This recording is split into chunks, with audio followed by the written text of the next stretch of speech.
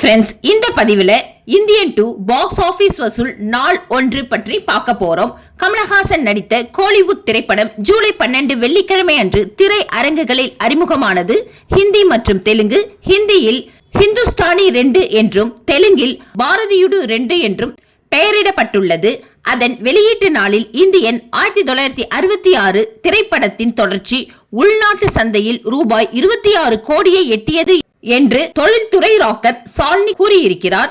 அக்ஷய் குமாரின் சர்பிரா திரைப்படம் அதே நாளில் திரையிடப்பட்டு 2.4 கோடி ரூபாய் வசூலித்ததால் பாக்ஸ் ஆபீஸ் வசூலில் பின்தங்கியது. லைகா புரொடக்ஷன்ஸ் மற்றும் ரெட் ஜெயிண்ட் மூவிஸ் இணைந்து தயாரித்த திரைப்படம் வெள்ளிக்கிழமை ஒட்டுமொத்தமாக 55.62% தமிழ் ஆக்கிரமிப்பை கண்டது.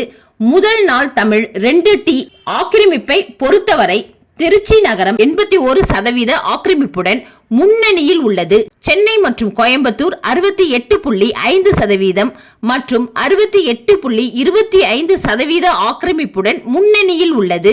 இப்படத்தில் வயதான சுதந்திர போராட்ட வீரராக காட்டப்படும் சேனாதிபதியாக கமலஹாசன் நடிக்கிறார். இந்தியாவில் பழங்கால தற்காப்பு கலையான வர்ம கலையுடன் ஆயுதம் ஏந்திய கதாநாயகன் ஊழலுக்கு எதிராக போராடுவதில் குறிப்பாக இருக்கிறார்.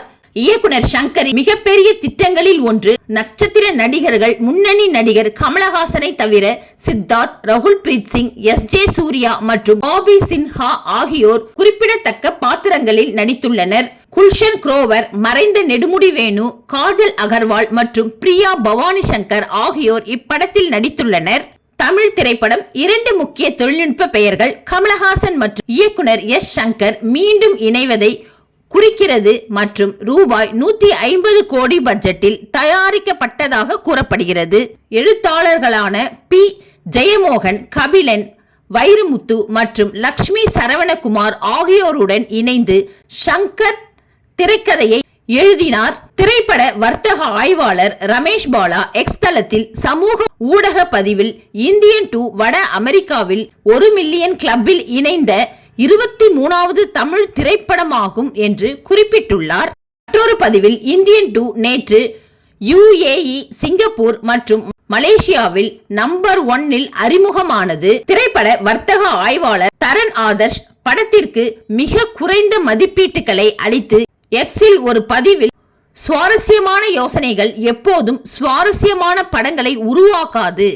தொன்மையான எழுத்து இங்கே மிகப்பெரிய குற்றவாளி. இயக்குனர் சங்கர் ஒரு தங்கத்தை இழக்கிறார்.